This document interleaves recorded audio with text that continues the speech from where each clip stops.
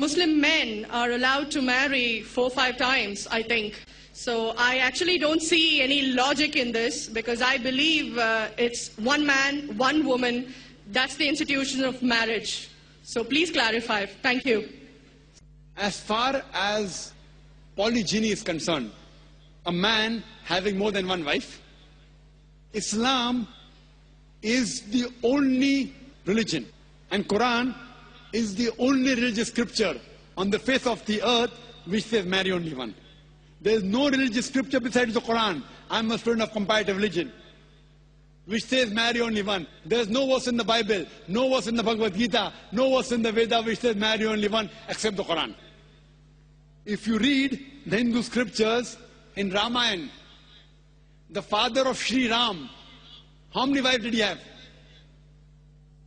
How many wives? More than one? More than one. 3 wives.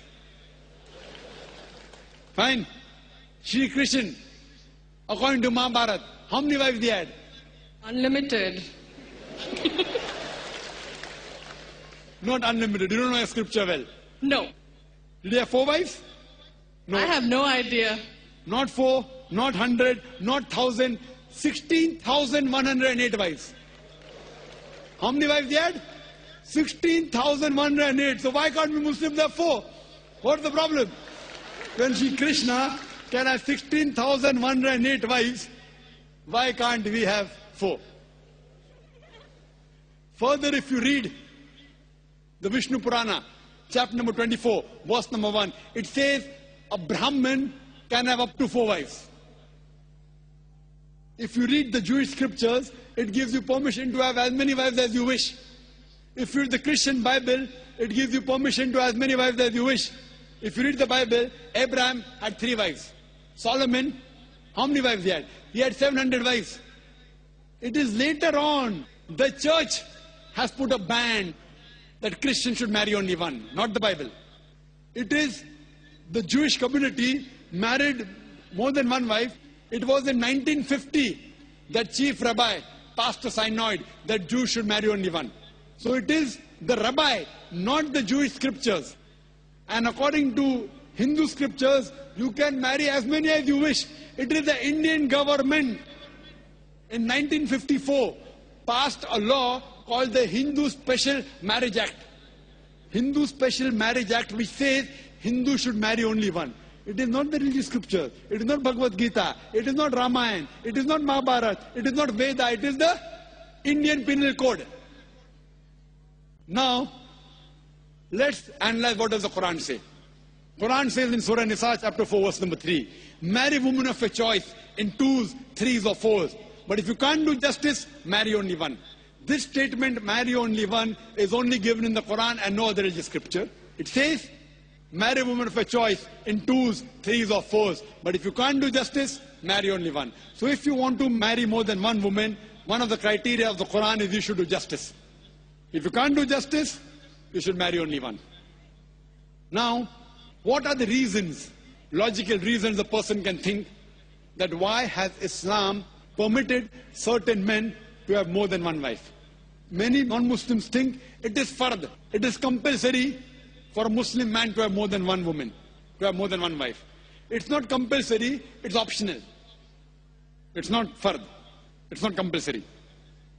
Have you heard of Dharminder? Yeah. How many wives he has? 2. Muslim or non-Muslim? Non-Muslim. Non-Muslim. Your previous chief minister, what's the name? Jayalalitha. Yes. Hindu or Muslim? Hindu or Muslim? Hindu. Hindu, fine. Now these are famous personalities. Fine. How many famous personalities you know in India who have got more than one wife? Now let us understand what are the logical reasons. Come back to logic now. Now, by nature, if you ask any medical doctor, he will tell you, male and female are born in equal proportion.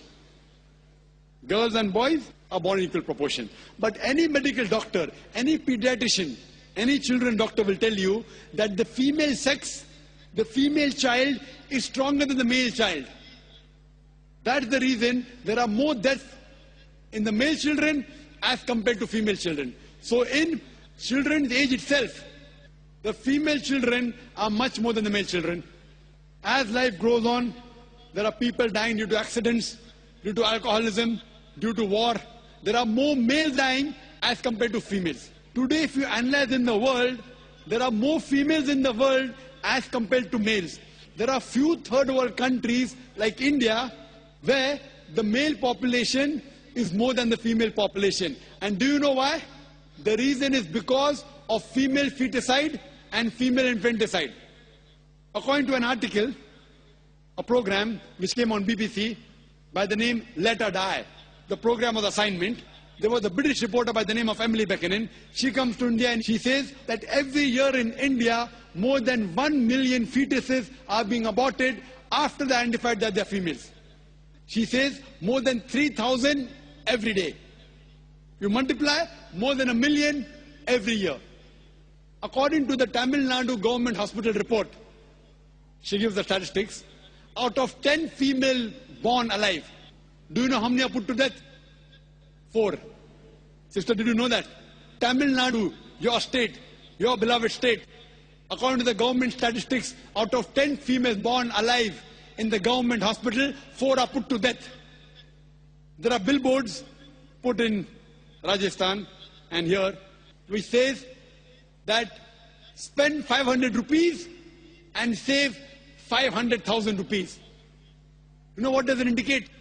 Spend 500 rupees, do ultrasonography, do amniocentesis, identify the child you're carrying is a female, abort her, and save 5 lakh rupees, 500,000 rupees. Maybe a couple of 100,000 of bringing her and the remaining 100,000 in dowry. If you stop this evil practice in India, our beloved country, stop the female infanticide, stop the female feticide. Even in India, the population of female will be more than the male population. If you see the rest of the world, if you see New York alone, there are 1 million females more than males. In USA alone, there are 7.8 million females more than males. In UK alone, there are 4 million females more than males. In Germany alone, there are 5 million females more than males. In Russia alone, there are 9 million females more than males. And God alone knows how many millions of females are more than males throughout the world. Suppose I agree with your philosophy, sister, you said, 1 man, 1 woman. If I agree with you, sister, with your philosophy, 1 man, 1 woman. And suppose my sister happens to be in America, or your sister happens to live in America. And suppose the market is saturated. 1 man, 1 woman, saturated. Yet there will be 7.8 million females who will not find life partners. 1 man, 1 woman. Now the option for these 7.8 million females is either marry a man who already has a wife or become public property. You say, Dr. Zakir Naik, public property, such a harsh word. Sister, it is the most sophisticated word I can use. I cannot use a more sophisticated word than public property. According to the studies of America, do you know, on an average, a man, before he settles down with a wife, he has 8 different sexual partners. Do you know that? On average, 8. Some may have 1, some may have 10, some may have 20. 8 sexual partners before he settles down with one. So the only option remaining, so if my sister happens to live in America, or if your sister happens to live in America, and the option is given to her, and suppose the market is saturated, every man has found a woman for himself. And unfortunately, if my sister, or if your sister happens to be one of the women who has not found a life partner, the only option for them is either marry a man who already has a wife or become public property. Any modest woman would opt for the first. Sister, what would you opt for your sister? Marrying a man who already has a wife or become public property? My sister is too young to be married, so... When she grows up and if she happens to go to America, or if you happen to be in America, third choice. What would you prefer for her? You're the elder sister. Would you prefer her becoming public property or marry a man who already has a wife and get equal rights? In Islam, if you have a second wife, you give equal rights. In America, the public property has got no rights. She's degraded. She's dishonored. In Islam, she has an equal right. She gets honor. What would you prefer for younger sister when she grows up? Sometimes it's difficult to speak the truth, sister, correct? Especially in front of such a large audience. Anyway, I've got your answer, sister. Thank you. And your silence speaks for that. So that's the reason in Islam, sister, men have been allowed to marry more than one wife is to protect the woman, not to degrade her.